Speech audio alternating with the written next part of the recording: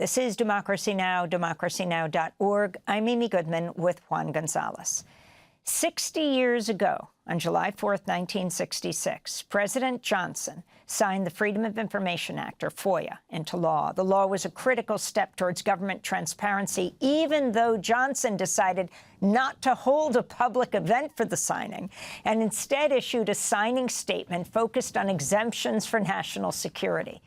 FOIA only got stronger after the Watergate scandal in 1974, when Congress amended the law to make it one of the most powerful tools available for journalists, researchers, advocates, and everyday people to hold the government accountable and reveal severe wrongdoing by the U.S. government, both at home and overseas.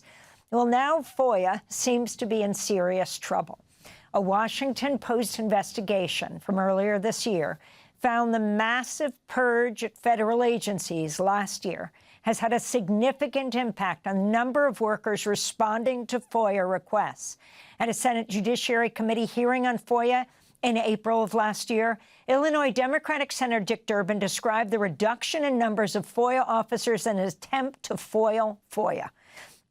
Our next guest has a new piece in the New Republic. It's headlined, "My Front Row Seat to the Slow Death of the Freedom of Information Act."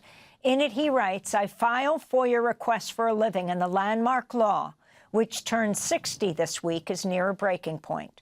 Ian Head is Open Records Manager at the Center for Constitutional Rights, joining us from Los Angeles. Ian, thanks so much for being there.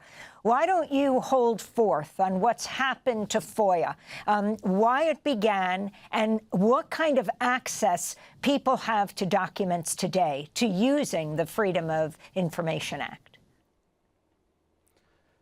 Thanks so much for having me. That's a big question. I'll try to address it as best as possible.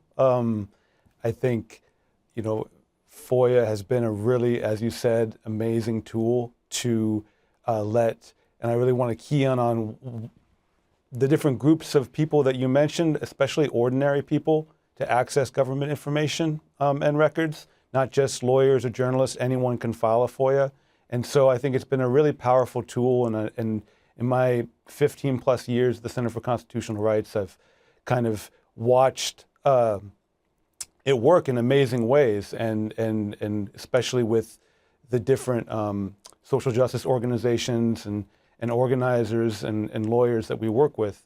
All that being said, I think I've also witnessed this kind of increased level of delay and kind of tactics to kind of block and dissuade people from filing or following through on their FOIA requests. And that's been really troubling and has really, I think, as you said, increased under this administration. Yeah, and I'd like to stress that point because I as a journalist, I've been filing FOIA requests for more than 50 years now, and I've been stunned at, as you mentioned, the longer delays now in responding by government agencies, even though they're usually required either at the federal or state level to respond within 5 days or 7 business days. They now drag stuff out for months, sometimes years. Also, the number of exceptions have grown dramatically, especially when it comes to government contracts with private companies. And unless you word your request precisely, the agencies often claim that it's too broad for them to answer. So this is not just under Trump. This has been constantly happening now for decades, hasn't it? Yeah, I mean, I think that's really a key point I'm trying to make here is it's gotten extremely bad in this last year and a half under Trump, but this has been going on for decades.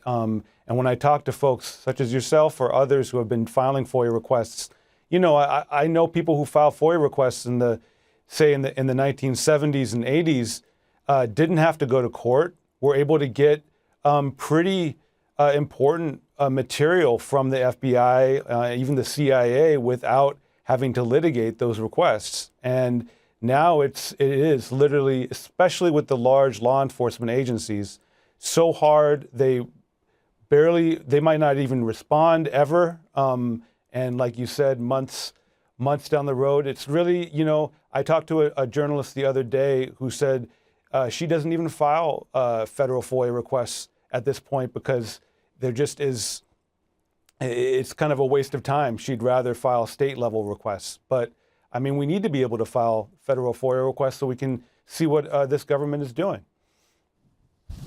And the Trump administration is trying to reclassify finished documents to avoid release. How could that affect the entire FOIA framework?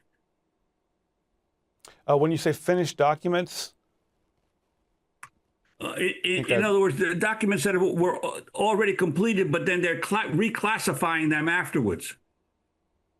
Oh, yeah. I mean, they're trying, in my experience, to kind of reclassify all kinds of material. And also just, you know, when we do get these documents, they're so heavily redacted that it becomes a kind of ongoing back and forth conversation, whether it's with the agency or the government lawyers if we're in court, just trying to squeeze a little bit of material out of the redactions. I mean, I think they have a lot of new strategies to kind of drag these things on to the point where it's been, say, a year and a half, 2 years since you filed your FOIA request, and the reason for doing so may have come and gone. You know, the policies that you were originally asking for may no longer be in effect or in effect the same way. And so by kind of creating these different administrative rules and kind of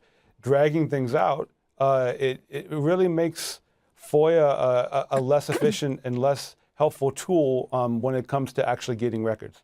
Thanks for watching Democracy Now! On YouTube. Subscribe to the channel and turn on notifications to make sure you never miss a video. And for more of our audience-supported journalism, go to democracynow.org, where you can download our news app, sign up for our newsletter, subscribe to the daily podcast, and so much more.